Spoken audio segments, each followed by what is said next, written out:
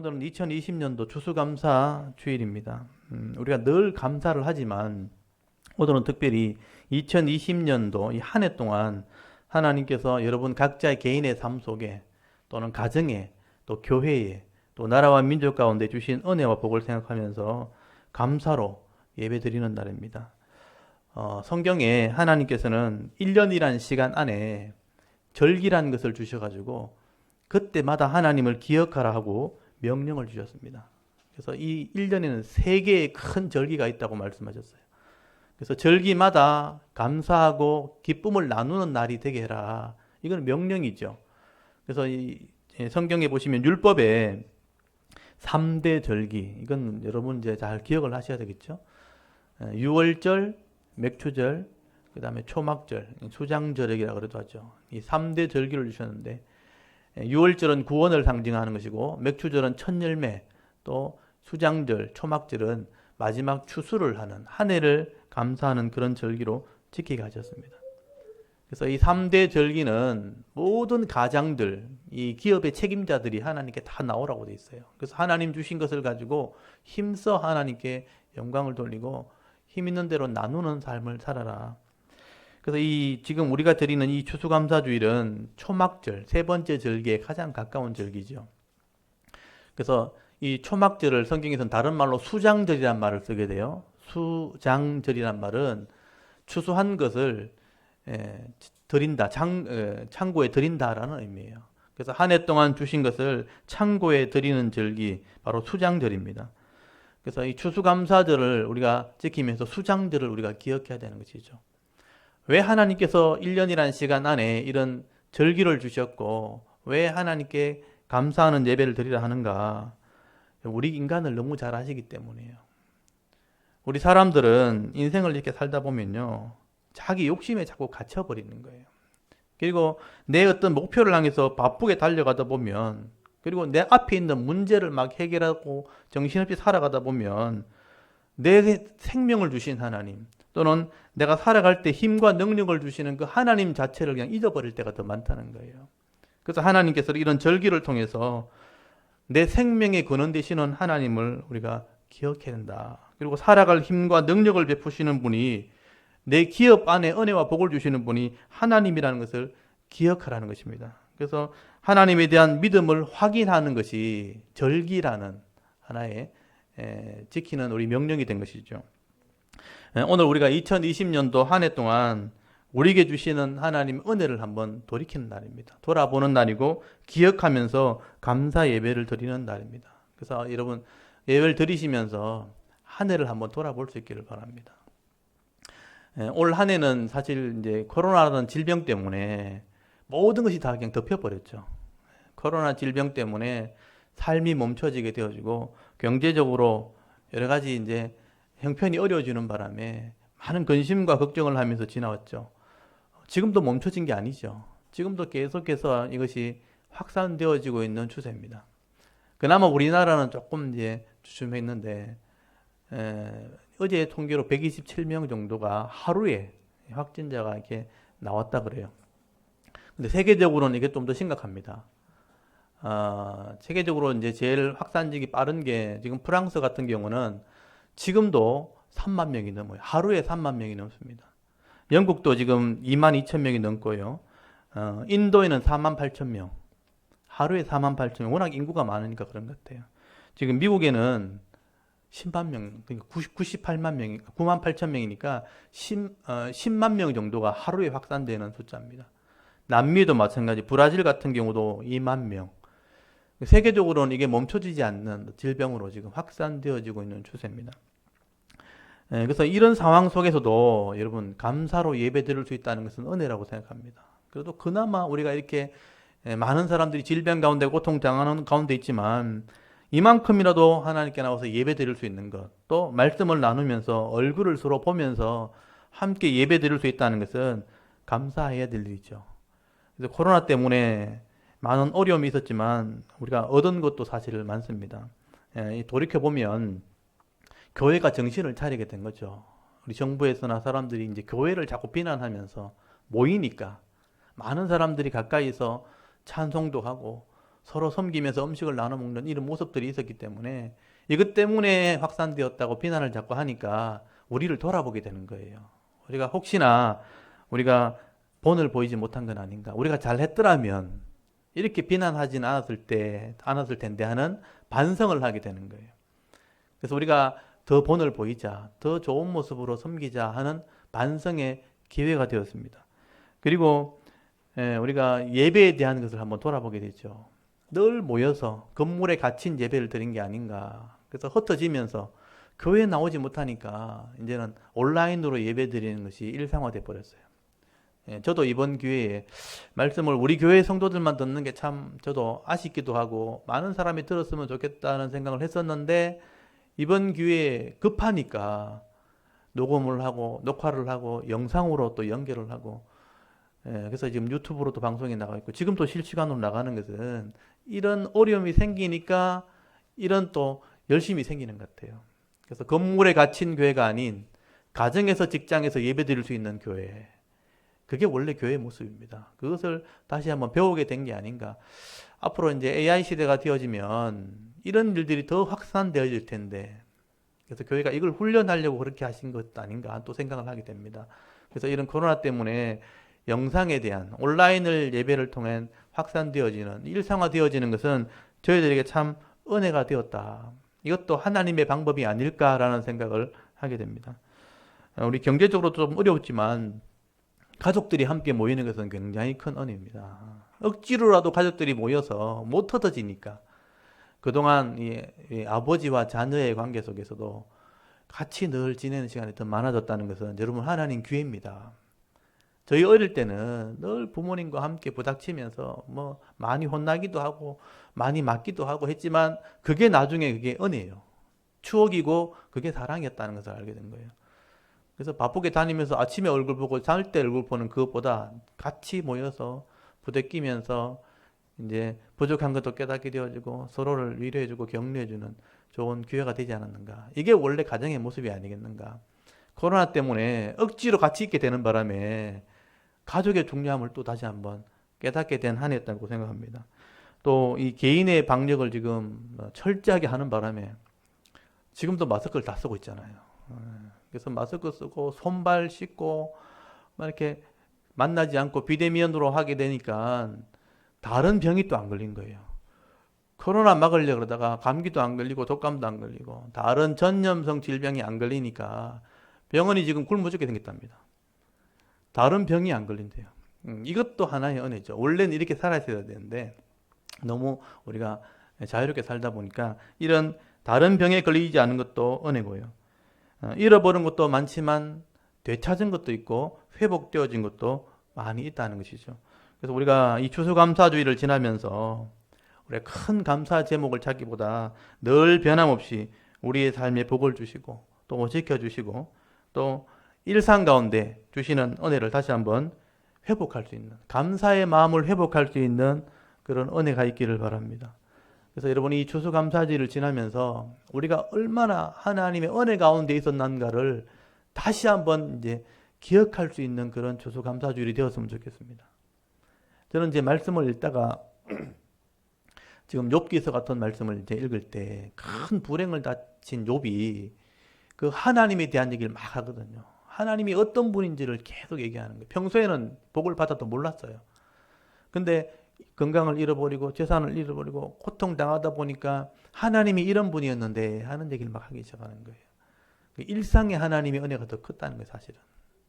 매일 아침에 해가 뜰 때 여러분 하나님의 성실하심이 해를 보게 하는 겁니다. 해가 뜨면 하루가 시작되는 거예요. 그래서 해가 지기 전까지 그 하루 동안 하나님이 각자에게 복을 다 주시는 거죠. 자연의 만물에는 자연의 복이 있고 여러분 각자의 삶에는 여러분 삶의 복이 있는 거죠. 내가 밤에 잠이 들었는데 하나님이 깨워주지 않으면 나는 못 일어나는 거예요. 일어난 것은 하나님의 은혜예요. 깨워주신 거예요, 하나님이에요. 내 뇌가 내 몸을 인식을 하고 내 삶을 인식하는 것은 하나님의 은혜입니다. 그래서 그 깨워주신 하나님의 성실하심이 여러분 감사해요, 사실. 그래서 하루가 시작된 거예요. 하나님의 성실하심을 여러분 감사하셔야 됩니다. 해가 뜨게 하시고 만물을 운행하시는 것 자체가 하나님의 성실하심이라는 표현이 나와요. 하나님의 성실하심. 그게 우리를 살리는 거고요. 또 모든 것을 잘 마무리하고 잠을 잘 때 우리 영혼을 지키시는 분도 하나님이에요. 잠잘 때 돌아가시는 분 많습니다. 근데 영혼을 지켜주셔서 오늘도 우리가 안식을 누리게 되는 것도 감사해요. 아침에 밥을 먹을 때 먹을 수 있는 것도 양식 있는 것도 감사죠. 또 내가 하고 싶은 것 할 수 있고, 걸어가고 싶을 때 가고 싶을 때 다 갈 수 있고, 하고 싶은 말 할 수 있고, 듣고, 이거 말하고 듣는 것도 복입니다, 사실은요. 제가 병원에 가서 이렇게 중환자실에 이래 보면요, 말도 못하고 듣지도 못하고 그냥 누워 계시는 환자들이 굉장히 많습니다. 지금 병원마다 중환자실이 다 있거든요. 그래서 우리가 움직이고 있을 때, 내가 하고 싶은 말 할 때, 내가 소리 들릴 때 이게 감사한 건데 이걸 모르고 살아간다는 거죠. 여러분, 듣고 말하고 내가 가고 싶은 곳 걸어 다니는 것, 이게 다 감사해요. 건강한 몸을 주신 것도 감사해요. 큰 병 걸리지 않는 것도 감사해요. 큰 사고와 재난 당하지 않은 것도 감사해요. 여러분, 하루하루 동안 내게 주어진 분복이라고 해요. 내 몫을 누리는 것도 감사라는 것을 여러분 기억할 수 있기를 바랍니다. 그래서 이 세상의 지혜자라고 하는 솔로몬이 인생론, 인생이 뭔가 전도서라는 책을 쓰면서 이 땅에서 가장 행복한 사람이 누군가 하고 논하게 되는데요. 솔로몬이 아무리 생각을 해봐도 가장 행복한 사람은 여러분 지금 오늘 하루 동안 먹을 게 있고 마실 게 있는 사람, 그리고 오늘 나 좋다 즐거워할 수 있는 사람, 낙을 누릴 수 있는 사람, 그 낙이 오늘 하루 동안 복이에요. 오늘 하루 동안 복을 누릴 수 있는 사람이라면 그게 제일 행복한 사람이다. 오늘 행복하면요 내일도 행복한 거예요. 오늘이 불행하면 내일도 불행한 거죠. 내일 행복해야지 하면서 오늘 괴로워하는 사람은요 평생을 괴로워하게 됩니다. 그래서 오늘 내가 낙을 누릴 줄 아는 사람, 그 사람이 제일 행복한 사람이라.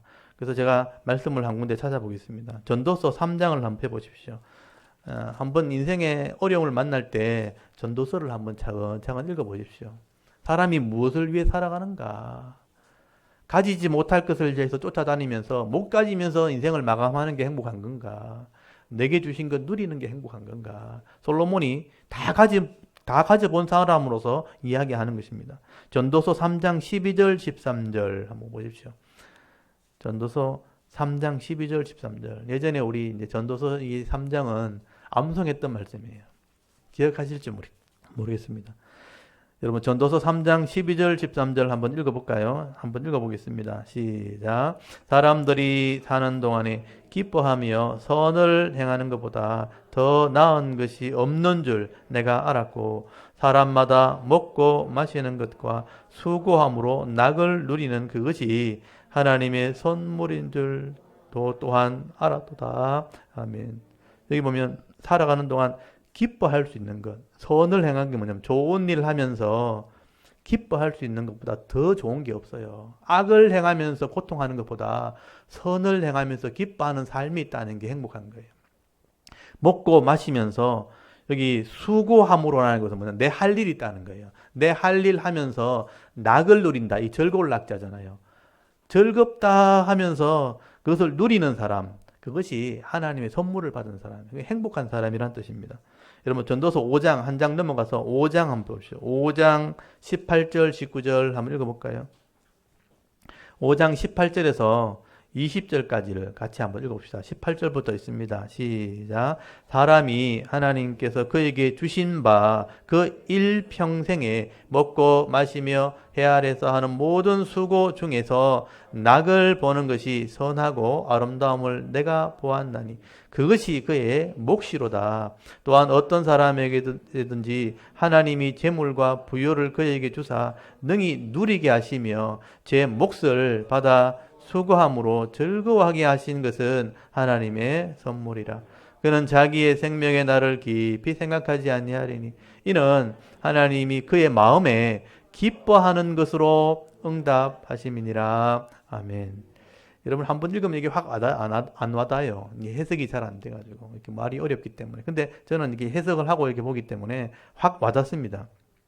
사람이 평생에 먹고 마시며 수고한 자기 할 일이 있는 사람, 그게 가장 아름다운 건데 19절에 보십시오. 어떤 사람인데 하나님이 재물과 부유를 그에게 주사 너희 누리게 하셨다. 각 사람에게 여러분 다 누릴 몫을 줘줬다는 거예요. 근데 그 잃어버린 사람이 더 많아요. 더 많은 걸 가지려 하다가 잃어버린 사람이 더 많아요. 그래서 제 몫을 받아서 수고함으로 즐거워하는 것이 하나님의 선물이에요. 이것 가지고 내게 주신 것 가지고 난 좋다, 부족하지 않다, 즐거워할 수 있는 이 즐거움을 가지는 게 쉽지 않다는 뜻이에요.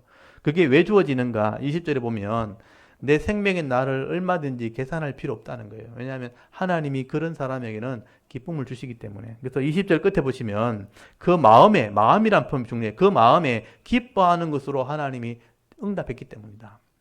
기뻐하는 마음을 하나님이 주셨기 때문에 이 말이에요. 자기 몫이 뭔지를 아는 사람이 행복한 사람이에요. 내 할 일이 있는 사람, 사명이 있는 사람이에요. 그거 위해서 최선을 다해보니까 즐거운 거예요. 일하면서도 즐겁고 거기서 나온 것을 가지고 먹고 사는 것도 즐겁고 그걸 나누는 것도 즐겁고 그래서 이런 즐거운 마음을 주는 게 하나님이래요. 그 사명 감당하는 사람, 내 몫을 누릴 줄 아는 사람, 그게 가장 행복한 사람이라 그렇게 말씀을 하고 있는 거죠. 그런 입장에서 볼 때는 저는 진짜 행복한 거예요. 저는 매일매일이 행복하고요. 왜냐하면 성도를 섬기는 일이고 말씀을 가르치는 일이 제 일이기 때문에 그 할 때마다 행복한 거예요. 부족하지 않으니까 행복하고 나눠줄 수 있으니까 행복하고 저는 여러분의 일을 빨리 찾았으면 좋겠어요. 여러분의 할 일이 이게 내 생명 걸 일이다 하는 걸 딱 찾으면요. 그거 하면서 즐거운 거예요. 그것 때문에 먹고 사니까 즐겁고요. 그것 가지고 나눌 수 있으니까 즐겁고 그 즐거운 마음을 하나님이 주신 것이라 그래서 낙을 누릴 줄 아는 사람 즐거움을 누릴 줄 아는 사람 그게 이 땅에서 제일 행복한 사람이라 핵심이 즐거움을 누리는 것입니다. 여러분 이게 행복한 사람이죠. 그래서 여러분 삶을 한번 돌아보십시오. 이런 하나님이 주시는 즐거움이 없는 사람들은요 늘 근심과 염려를 가지고 살아가게 되는 것이죠. 그래서 이런 하나님이 주신 즐거움이 없으면 모든 게 다 부족하게 느껴져요. 이것도 불편하고 이것도 안 되고 이것도 짜증나고 이것도 막 힘드니까 얼굴에 항상 이렇게 인상을 써야 되는 거야. 내천자를 그린 내천자. 내천자 아시죠? 눈과 눈 사이에 세 개의 줄이 항상 이렇게 있는 거예요. 막 항상 불편하니까. 항상 이런 삶을 살고 있는지 한번 돌아보셔야 돼요. 근데 하나님이 주시는 이런 낙을 누릴 줄 아는 사람들은요. 여유가 있는 거예요. 이것도 오케이. 이것도 이해하고 저것도 받아들이고 또 무슨 일을 해도 그냥 좋은 거예요. 그냥 좋으니까 앞에 오늘 제가 꽃을 많이 갖다 놨잖아요. 꽃이 피는 거죠. 웃음의 꽃이 핍니다. 얼굴이 항상 펴 있는 거예요. 그렇게 살아가는 것이 하나님의 주시는 기쁨을 누리는 사람이라 그게 행복한 사람이라 여러분 그런 사람들이 오늘도 감사하게 되어지는 겁니다. 그래서 추수감사주일 날 다시 한번 우리를 돌아보는 겁니다. 늘 하나님 채워주셨는데 내 몫을 주셨는데 그걸 내가 누리지 못했다면 다시 한번 회복할 수 있기를 바라고요. 일상의 복, 일상의 은혜, 오늘 하루 몫을 잘 누리는 사람이 감사의 사람입니다. 그래서 늘 웃음꽃을 피우면서 다른 사람에게 영향을 끼칠 수 있기를 바랍니다. 여러분 이 꽃이 평생에 우리에게 기쁨을 준다 그러잖아요. 제가 이런 말씀 한번 들었나요? 우리 애가 태어나면 산부인과 가면 꽃을 다 선물하죠. 거기 조리하는 데 가면 조리원에 가면 방마다 꽃이 다 놓여 있어요. 안에 들여놓으면 또 안 되니까 밖에다 이렇게 꽃을 출생에서부터 꽃을 연애할 때 꽃을 또 정혼할 때 꽃을 이제 생일을 맞이할 때마다 꽃을 축하할 때마다 또 노인들이 되어서 나중에 축하할 일이 생기면 70살, 80살 되면 또 꽃을 선물하죠. 또 돌아가실 때도 꽃을 영정에 갖다 바칩니다. 그러니까 평생을 꽃을 이렇게 보게 사는데 이 특징이 뭐냐면 꽃을 본 사람이 99%가 웃는다는 거예요. 꽃을 다 선물하면 99%가 꽃을 본 사람들은 다 웃는다는 거예요. 웃음이 있다는 거죠. 그래서 꽃이 가장 좋은 선물이 하나님이 주신 선물 중에 하나예요. 그래서 꽃을 볼 때마다 웃음꽃이 피는 겁니다. 꽃을 볼 때 웃음꽃을 피면 우리가 꽃이 되면 우리가 가는 곳마다 다른 사람이 웃는 거예요. 감사가 있는 사람이 가면요 웃음꽃이 피기 때문에 그 꽃을 본 사람은 다 같이 웃는 겁니다. 근데 내가 내천자를 가지고 가면 나를 보는 사람마다 같이 내천자를 그리는 거예요. 그래서 저는 2020년도에 추수감사주일을 맞이해서 이런 감사를 회복하는 그런 은혜가 있기를 바랍니다. 그래서 하나님의 명령이에요. 너희는 하나님의 은혜를 감사해라. 여러분 시편 136편 6편 우리 지난 맥주감사주일날은 이 찬양을 했잖아요. 하나님께 감사하라. 하나님의 선하심과 인자심이 영원함이로다. 기억나십니까? 원어로 말씀드릴까요? 호두 라도나이 키토브 키레오람 하스도. 호두 라도나이 항상 하나님께 감사하라. 키 왜냐하면 토브 하나님이 선하시고 토브란 좋으시고 하나님은 선하시고 좋으시고 토 키레오람 하스도. 하스도는 헤세드 사랑, 하나님의 사랑과 인자가 영원하기 때문이야. God is good이죠. And all the time. 항상 하나님은 우리에게 선하신 분이라. 항상 좋으신 분이라. 그 은혜를 가지고 있다면 우리가 감사할 수 있게 되어지는 것이죠. 이건 하나님의 명령입니다. 그래서 오늘도 하나님이 주시는 일상의 감사를 여러분 회복하시고요. 웃음꽃을 피우며 살아갈 수 있는 귀한 성도가 될 수 있기를 바랍니다. 내 생명을 주신 하나님께 감사하십시오. 욥기서를 보십시오. 생명만 있어도 가능성이 있는 거예요. 모든 것을 다 잃어버렸잖아요. 욥이 재산 잃어버리고 자식 잃어버리고 병들어서 생명만 딱 남았는데 2배로 회복했잖아요. 그 믿음 잃어버리지 않으니까. 생명 주신 것을 여러분 감사하시고 내가 섬길 수 있도록 여러분 가정을 주시고 또 가족들을 주시고 또 성도를 주시고 직장을 주신 것, 이것 우리가 감사해야 되는 것이죠. 그래서 내게 주신 몫을 가지고 열심히 일하고 그 성실함으로 먹고 마시고 즐거운 인생 살아가실 수 있도록 하나님께서 기회를 주셨으니까 그것 또한 감사한 것입니다. 그래서 남은 생에 여러분 감사를 잃어버리지 않는 축복의 사람으로 살아갈 수 있는 여러분 모든 샤론교회 성도들 다 될 수 있기를 주의 이름으로 축원합니다. 아멘. 우리가 짧은 시간이지만 우리가 오늘 읽었던 말씀을 또 한번 나눴으면 좋겠습니다. 우리 사도행전 20장에 있는 이 말씀을 통해서 하나님께서 주시는 은혜를 우리가 잠깐 동안 나누도록 하겠습니다. 우리 지난주까지 한번 기억해 보십시오. 로마서라는 성경을 우리가 함께 나누었습니다. 기억나십니까? 1장부터 16장까지 마지막 그 바울의 권면까지 말씀을 나누는데요. 이 로마서를 어디서 기록했냐면 고린도에서 기록한 거예요. 그래서 사도행전으로 돌아온 거예요. 그래서 오늘 20장 1절에서 3절까지 보시면 바울이 고린도에서 3개월 동안 머물렀다 하는 얘기를 여러분 같이 읽었을 겁니다. 바울이 지금 3차 전도 여행을 하면서 에베소에서 3년을 사역하고 난 뒤에 고린도교에 문제가 있다는 얘기를 듣고 고린도 전서를 쓰고 고린도 후서를 쓰게 돼요. 그리고 나서 예루살렘 교회가 어려움 당했다는 얘기를 듣고 연보를 거두기 시작합니다. 그래서 에베소 지역에는 아시아 지역에 연보를 거두고 그리고 빌립보 교회가 있는 마게도냐 지역에 연보를 거두고 그리고 고린도 지역인 아가야 지역에 같이 연보를 거두게 된 거예요. 바울이 전도했던 지역에 이런 개척교회들이 이 본교회 예루살렘 교회를 도와서 연보를 거두자고 편지를 씁니다. 그리고 실제로 이제 바울이 고린도에 왔을 때 아시아의 연보, 마게도냐 연보, 고린도의 연보를 다 거둔 거예요. 그리고 편지를 썼던 내용을 다시 확인해보고 고린도 교회의 문제를 이렇게 살피고 난 뒤에 여러분 로마서를 여기서 쓰잖아요. 그래서 로마서 마지막에 보면 지난번에 계획을 말씀드렸죠. 내가 이 예루살렘 교회 연보를 전달하고 난 뒤에는 로마를 갔다가 스바나, 스페인까지 갈 계획을 세웠잖아요. 그래서 이 스페인까지 가려면 예루살렘 교회를 돕는 연보를 먼저 갖다 줘야 되는 거예요. 연보를 다 거뒀기 때문에. 이제 그 얘기를 지금 오늘 20장에서 하게 되는 것입니다. 이 예루살렘 교회를 위한 연보를 거두었으니 이제 연보를 이제 예루살렘 교회에 갖다 주는 게 내 사명이에요.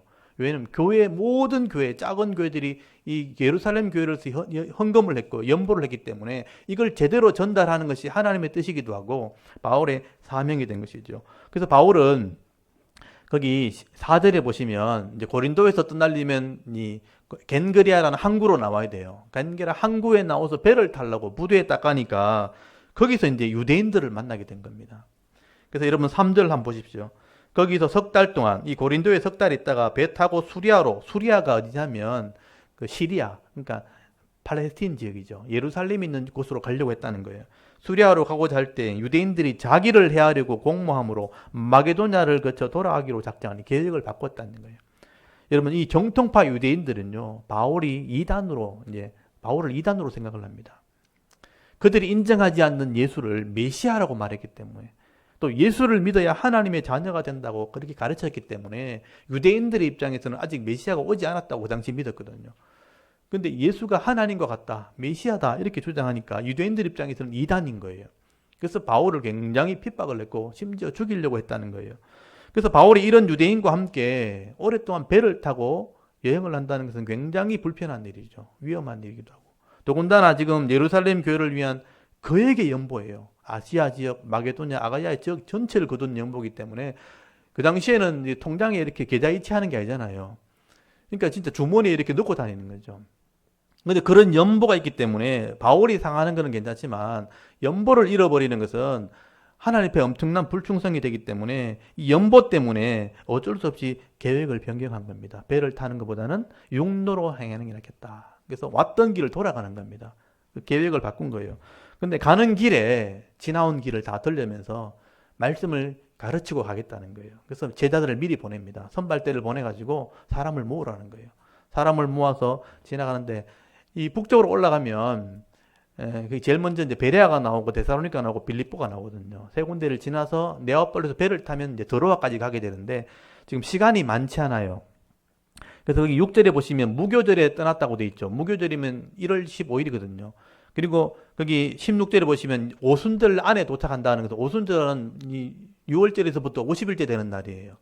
그러니까 2달 반 만에 가야 된다는 거죠. 근데 그 지역을 거쳐가다 시간을 지체하면 안 되기 때문에 급하게 이제 행로를 이동하게 되는 겁니다. 배를 타면 갈 수 있는 거리를 걸어서 가야 되기 때문에 걸어서 한참 갔다가 또 배를 타고 이제 가는데 여기서 한 사건이 벌어지는 게 드로아에서 사건이 벌어져요. 그래서 드로아 얘기를 떠놓은 거예요. 여러분 5절부터 6절까지 보시면 그들이 먼저 가서 드로아에서 이 드로아가 트로이라는 거, 트로이 목마로 유명한 곳이죠. 유럽에서 아시아로 들어가는 길목입니다.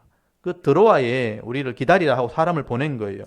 우리는 무교절 후에 빌립보에서 배로 떠나, 이 빌립보에서 떠났다는 거, 빌립보 앞에 네아폴리라는 항구가 있어요. 네아폴리에서 배를 타고 닷새 만에 드로아에 있는 그들에게 가서 일회를 머물렀다. 일주일을 머물게 된 것입니다. 여러분 이 경로를 우리가 보려면 지도를 조금 봐야 되기 때문에 그래서 제가 지도를 좀 펴놨습니다. 지도를 한번 확인을 한번 해볼게요. 저도 이제 이 행로를 이렇게 확인하기 위해서 원래 이제 여기 갔었거든요. 여기 갔었는데 여러분도 만약에 가서 이제 이런 내용을 잘 알고 난 뒤에 유럽을 여행하고 하려면 꼭 한번 가보십시오. 예, 거기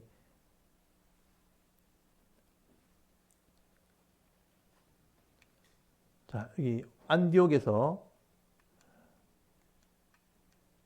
한번 눌러주십시오. 예, 여기 지금 여기서 첫 출발해서 3차 전도여행은 여기 에베소에 가서 3년을 사역하는 거예요. 여기서 이제 아까 말했던 것처럼 고린도 전후서를 쓰고 연보를 거두게 되고요. 예, 한 번 더 눌러주십시오.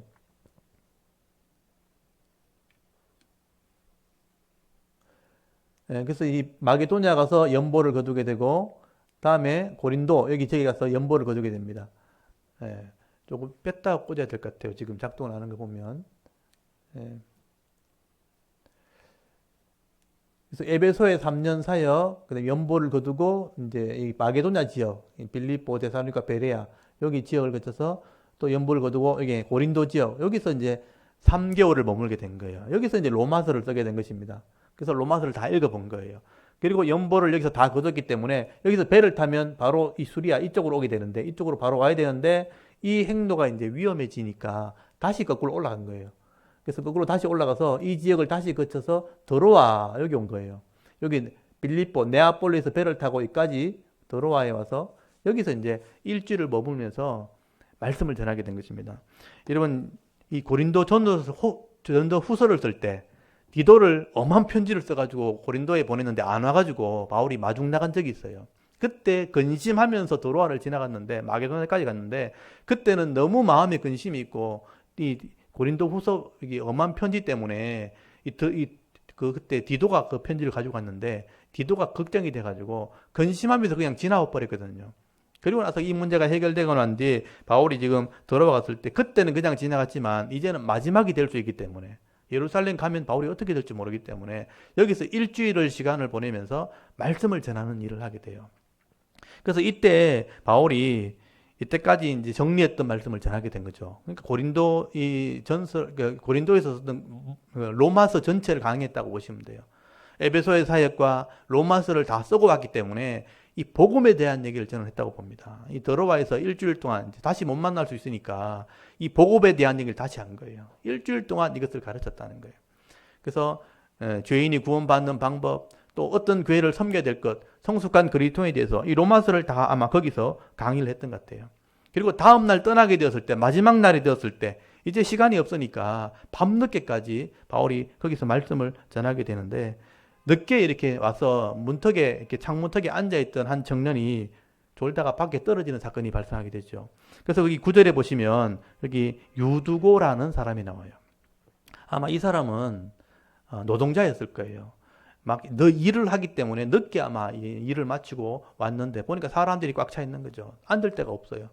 그래서 어쩔 수 없이 이제 창문턱에 앉아서 말씀을 듣는데, 하루 종일 일했으니까 얼마나 피곤하겠어요. 밤늦게까지 말씀을 전하니까 이 피곤을 견디지 못해가지고 말씀을 들어왔다가 졸게 된 것이고, 졸다가 이제 안으로 떨어지면 다행인데 밖으로 떨어져가지고 그 높이가 3층이라고 돼 있죠.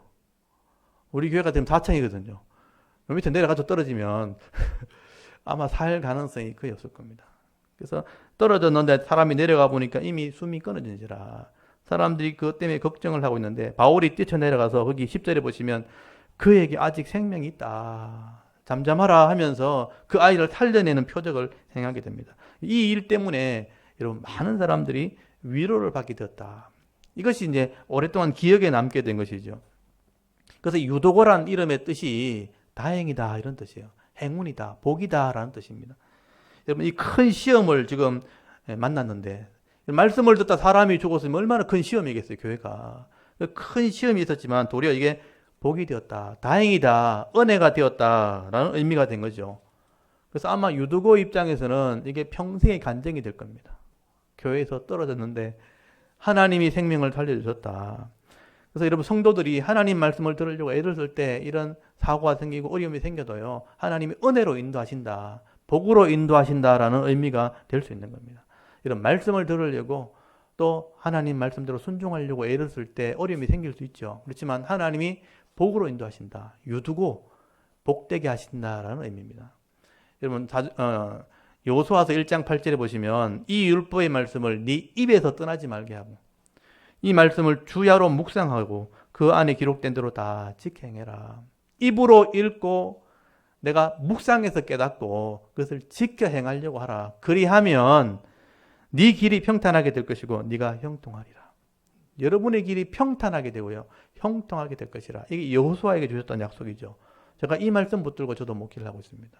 입에서 이것을 떠나지 말게 하고, 이게 무슨 뜻인가 주야로 묵상해서 깨닫고 이것을 깨달은 것을 지켜 행하려고 할 때 어려움이 생길 수 있죠. 그러면 그렇게 하면 평탄하게 한다는 거예요. 하나님이 평탄하게 하시고 어려운 산도 튀어나오는 언덕도 깎아줘 버려요. 평탄하게 만들어버리고 형통하게 하실 것이라. 그러므로 우리가 하나님 말씀에 귀를 기울이고 순종함으로 인생 가운데 생기는 여러 가지 문제 속에서도 여러분 형통함을 누리시고 복된 인생을 살아갈 수 있는 믿음 있는 주의 백성 될 수 있기를 간절히 소원합니다. 그리고 바울이 일주일 동안 여기서 머물고 난 뒤에 거기 밀레도라는 곳으로 이동을 하게 됩니다. 그래서 13절부터 보시면요, 아소라는 곳과 미둘렌의 기오, 사모 거쳐서 밀레도라는 성에 도착을 하게 되는데, 여러분 16절에 보시면 이 밀레도가 바로 에베소 바로 입구예요. 이 에베소의 장로들을 초청을 하게 되는데, 바울이 에베소에 사실 가고 싶었어요. 근데 에베소에 소요가 나는 바람에 바울이 쫓기다시피 나왔거든요. 그래서 또 들어가면 또 문제가 생겨요. 그래서 아예 장로들, 지도자들을 초청을 해서 바울이 마지막 권면의 말씀을 하게 됩니다. 다시 볼 수 없을지 모르기 때문에 교회의 지도자들을 불러서 권면하게 되는데, 여러분 이 말씀이 굉장히 중요한 말씀이에요. 여러분 19절 한번 보십시오. 19절에서 21절까지 보시면 바울이 에베소에서 어떤 일을 했는지 써놨습니다. 곧 모든 겸손과 눈물이며 유대인의 관계로 말미암아 당한 시험을 참고 주를 섬긴 것이죠. 유익한 것은 무엇인지 공중 앞에서나 각 집에서나 끊임 없이 여러분에게 전하여 가르치는 사역. 유대인과 헬라인에게 하나님께 대한 회개와 우리 주 예수 그리스도에 대한 믿음을 증언한 것이라. 증언한 사역. 이 바울의 세 가지 사역이에요. 바울이 눈물로서 여러 가지 시험을 참으면서 주를 섬겼다는 거예요. 신앙을 본을 보인 거예요. 두 번째가 가르치는 거예요. 그러니까 공중 앞에서든 공에서든 개인의 삶 속에서든 집에서든 가르치는 것을 멈추지 않았어요.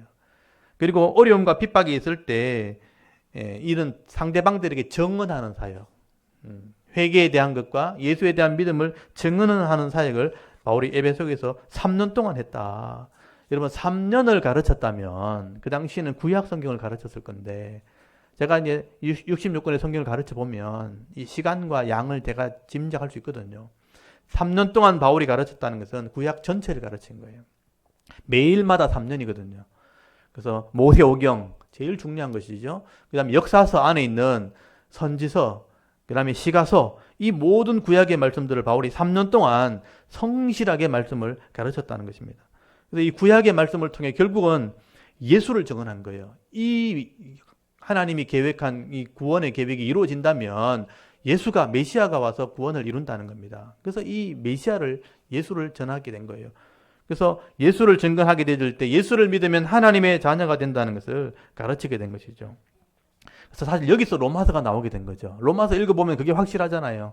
죄인이 구원받는 하나님의 계획, 예수를 믿고 죄사함 받게 되었을 때 성도가 되어지는 것이고, 그리고 하나님 백성으로 삶을 살아가는 것, 이게 로마서죠. 바울이 여기서 로마서를 가르쳤다는 것이죠. 이렇게 바울은 에베소에서 제자를 양육하고 가르치는 사역을 하게 된 겁니다. 근데 쉽지 않았죠. 그래서 유대인의 간계와 시험이 있었고요. 눈물과 겸손으로 하나님 말씀을 가르치는 것을 멈추지 않았다라고 말씀을 하게 된 것입니다. 그래서 여러분 이 구약의 말씀을 통해서 하나님에 대한 회개, 거기 나오죠. 여러분 거기 보시면 21절 한번 보십시오.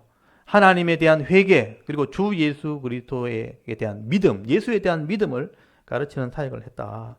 이게 제일 중요한 거예요. 말씀을 통해서 회개하고 예수를 믿으면 하나님이 자녀가 되는 거예요. 그리고 바울은 이제 성령의 인도를 따라가지고 예루살렘 교회를 돕는 연보를 전하는 일을 내가 사명으로 감당하게 되었다. 이게 이제 바울의 마지막 사명이에요. 연보를 예루살렘 교회에 전달하는 것이죠. 근데 바울은 이 유대인들이 있는 곳이 예루살렘이잖아요.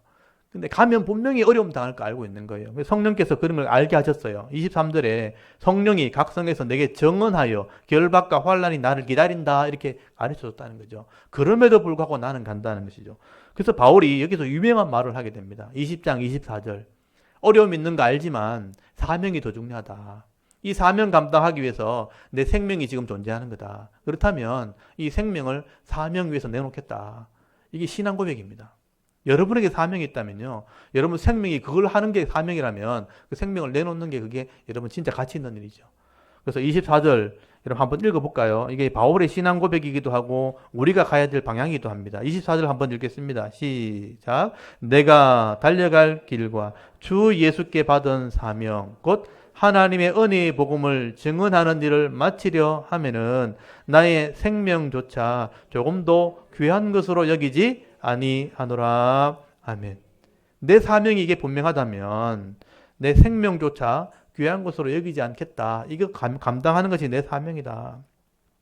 여러분 이 참 어떻게 보면 부담스러운 말이 될 수 있지만 정말 자기 인생의 사명을 발견한 사람이라면 이런 고백을 할 수 있는 거예요.